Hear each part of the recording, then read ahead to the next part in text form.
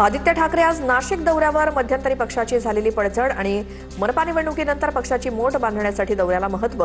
दरम्यान खासदार श्रीकांत शिंदे यांनी देखील नुकताच नाशिकचा दौरा केल्यानंतर आदित्य ठाकरेंचाही दौरा. आदित्य ठाकरे आज अमित ठाकरेंची शिवतीर्थवरती जाऊन भेट घेणार. अमित ठाकरेंच्या वाढदिवसानिमित्तानं आदित्य ठाकरे भेट घेऊन शुभेच्छा देणार. पालिका निवडणुकीनंतर आदित्य ठाकरे पहिल्यांदाच अमित ठाकरेंना भेटणार. उपमुख्यमंत्री शिंदे दिल्लीत. सूत्रांची माहिती, शिंदे दिल्लीमध्ये वरिष्ठ नेत्यांना भेटण्याची शक्यता. विधान परिषदेच्या जागांवाटपाबाबत चर्चेची शक्यता. विधान परिषद निवडणुकीचा तिढा आता दिल्ली दरबारी सोडवला जाण्याची शक्यता. खासदार श्रीकांत शिंदे यांचा शहापूर भागात दौरा. श्रीकांत शिंदेंसोबत योगेश कदम, आनंद परांजपे देखील दौऱ्यावर. माजी आमदार, नगरसेवक आणि पदाधिकाऱ्यांसोबत ठाणे ग्रामीणमधील मतदारसंघाचा आढावा घेणार. वाशिममध्ये ठाकरेंच्या शिवसेनेला मोठा धक्का बसण्याची शक्यता. माजी जिल्हाप्रमुख सुरेश मापारी शेकडो कार्यकर्त्यांसह भाजपात प्रवेश करणार असल्याची माहिती. जिल्ह्याच्या राजकारणात नव्या समीकरणांची चर्चा सुरू. प्रकाशक प्रशांत आंबी यांना दिलेल्या धमकी प्रकरणी आमदार संजय गायकवाड यांची चौकशी होणार. आमदार संजय गायकवाडांच्या चौकशीला कोल्हापूर जिल्हा न्यायालयाकडून परवानगी. राजारामपुरी पोलिसांकडून गायकवाडांना नोटीस पाठवली जाणार.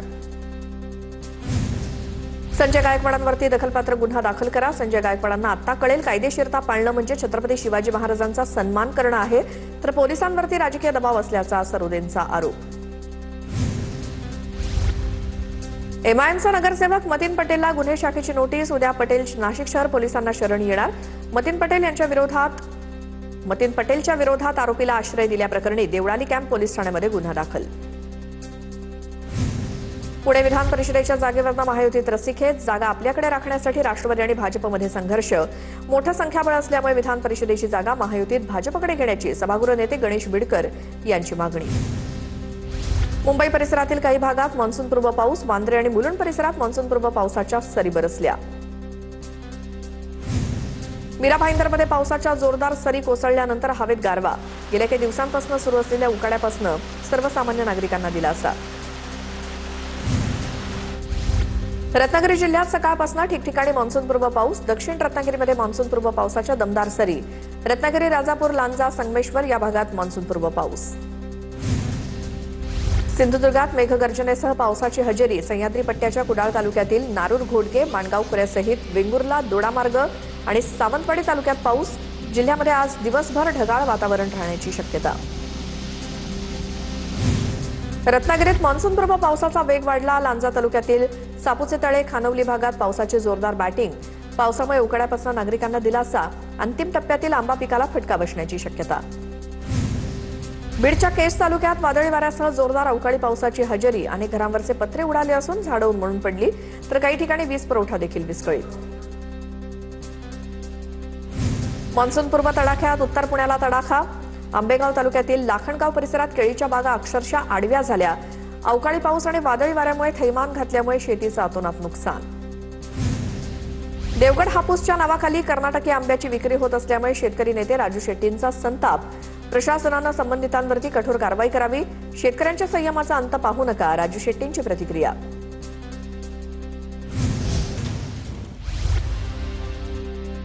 पुढे बातम्या बघूयात वेगवान. नंदुरबारच्या शहादामध्ये डिझेल भरण्यासाठी आलेल्या शेतकऱ्याला मारहाण. पेट्रोल पंप कर्मचाऱ्यानं शेतकऱ्याला मारहाण केल्याची माहिती. कॅश पेमेंट नाही, ऑनलाईन पेमेंट असल्याच्या रागात कर्मचाऱ्याकडनं मारहाण. मारहाणीचा व्हिडिओ सोशल मीडियावर व्हायरल.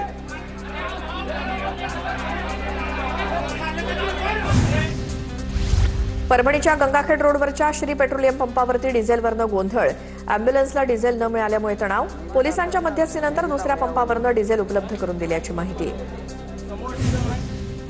परभणीच्या जिंतूरमध्ये डिझेल टंचाईमुळे संतप्त शेतकऱ्यांकडून येलदरी महामार्गावरती रास्ता रोको.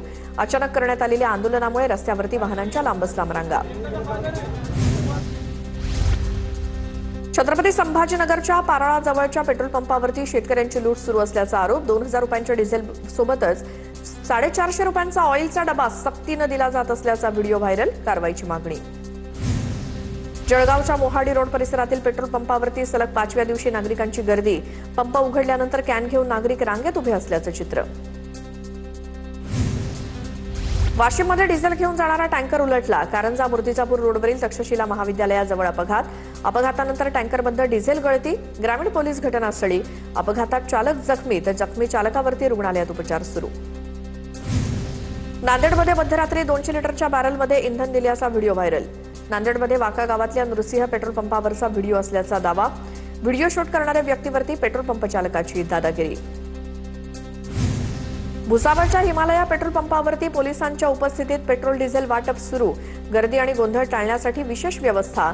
शेतकरी 20 ते 30 किलोमीटरवरनं इंधनासाठी येत असल्याची माहिती. जळगावच्या मुक्ताईनगरमध्ये बहुतांश पेट्रोल पंपावर डिझेलचा तुटवडा. कुऱ्हा गावातील एसआर पेट्रोल पंपावर टँकर आल्यानंतर डिझेल घेण्यासाठी 200 ट्रॅक्टरच्या रांगा. जेवणाचे डबे घेऊन नंबर लावण्याची शेतकऱ्यांवरती वेळ. वाशिममध्ये पेट्रोल पंपावर रात्रीपासून शेतकरी आणि वाहनधारकांच्या रांगा. डिझेल मिळवण्यासाठी नागरिकांना अनेक तास प्रतीक्षा करण्याची वेळ. प्रशासनानं तातडीनं उपाययोजना करण्याची मागणी.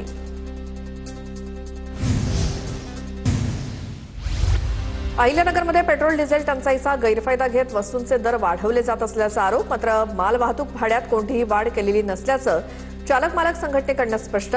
साठेबाजांवरती कारवाईची मागणी.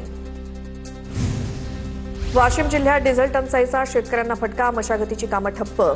साठा संपल्यामुळे पेट्रोल पंपावरती शुकशुकाट तर इंडियन ऑइलकडनं डेपो सुरू ठेवण्याचा निर्णय. उल्हासनगरच्या कैलासनगर गोळीबार प्रकरणात मोठा खुलासा. मृतांच्या कुटुंबियांकडनं पोलिसांवरती गंभीर आरोप. खंडणीची तक्रार आधीच दिलेली होती मात्र दुर्लक्ष झाल्याचा आरोप. सीआयडी किंवा सीबीआय चौकशीची मागणी करण्याची मागणी.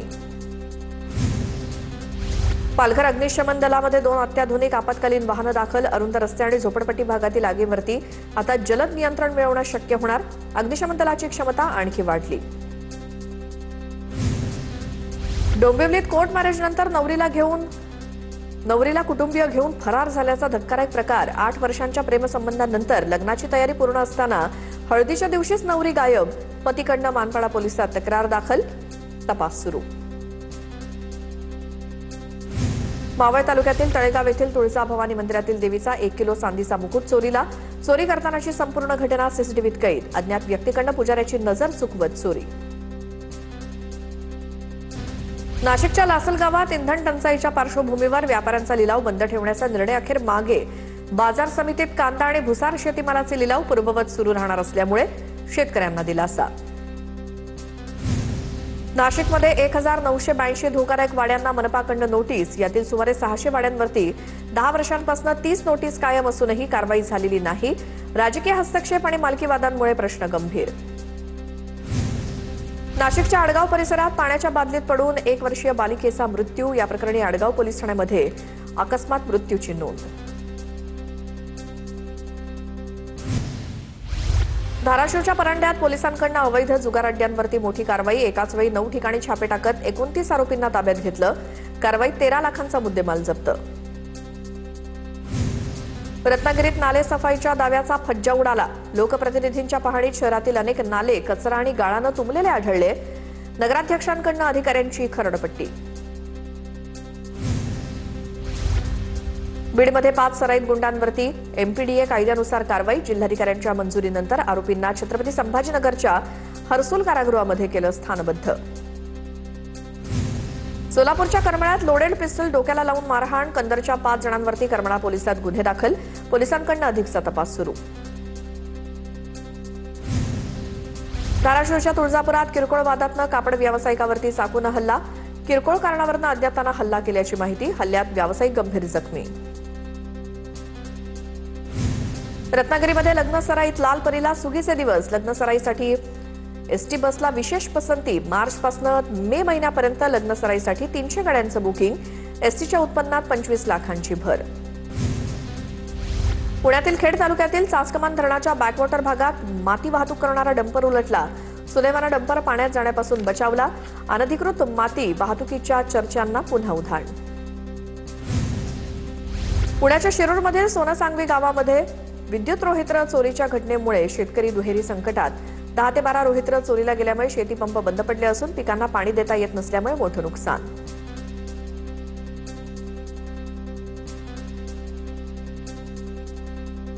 पुण्यातल्या शिरूर इथल्या सोनेसांगवी गावामध्ये विद्युत रोहित्र चोरीला गेलाय आणि त्यामुळे शेतकरी संकटात सापडलेत। चोरीच्या घटनांमुळे शेतकरी दुहेरी संकटात आहेत। 10 ते 12 रोहित्र चोरीला गेल्यामुळे शेतीपंप बंद पडले असून पिकांना पाणी देता येत नसल्यामुळे शेतकऱ्यांचं मोठं नुकसान झालंय।